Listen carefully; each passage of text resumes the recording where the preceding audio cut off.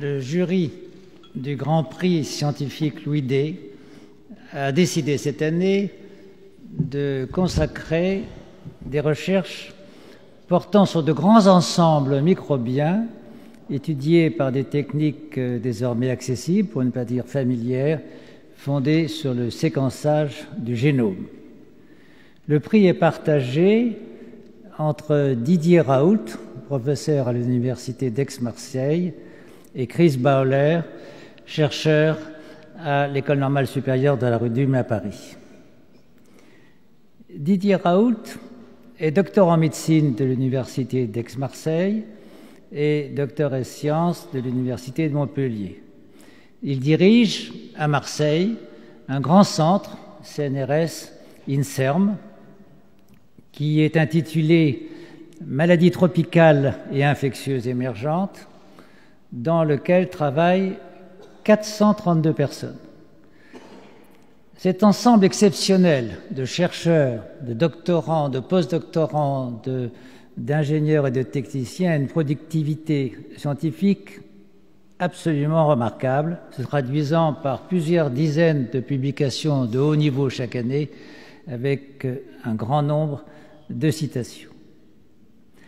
Lauréat de plusieurs grands prix, en particulier récemment du Grand Prix de l'INSERM, Didier Raoult est internationalement reconnu pour ses travaux sur les bactéries pathogènes chez l'homme, en particulier les bactéries responsables du typhus, les rickettsia. N'oublions pas que plus que les guerres, les infections bactériennes et virales sont responsables dans une large mesure du destin de certains territoires. Ils l'ont été dans le passé, ils le sont encore aujourd'hui.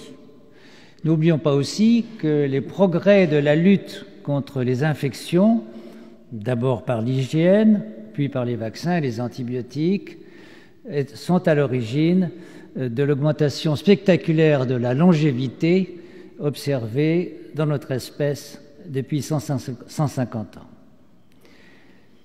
Parmi les recherches de Didier Raoult, je voudrais tout d'abord citer sa découverte des mégavirus, des virus d'une taille anormalement élevée qui a surpris tous les observateurs et qui a mené à une véritable révolution dans ce domaine de la microbiologie qui est presque à l'interface entre la virologie et la bactériologie.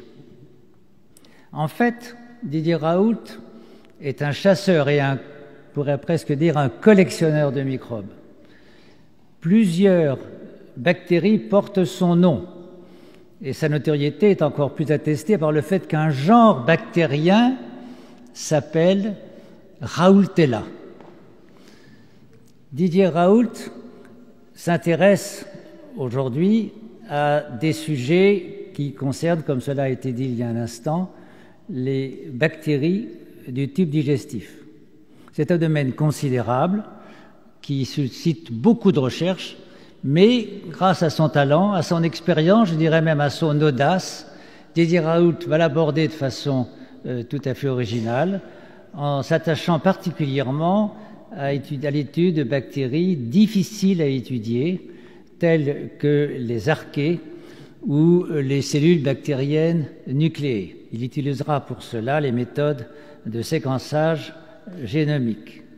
On peut ainsi espérer qu'à partir de ces études, on pourra compléter le répertoire des bactéries composant la flore microbienne du tube digestif, ce qui est d'une importance essentielle quand on connaît le rôle central du microbiote intestinal dans le contrôle de la survenue de maladies métaboliques, de l'obésité, du diabète de type 2, des maladies allergiques et auto-immunes et même du fonctionnement du système nerveux central.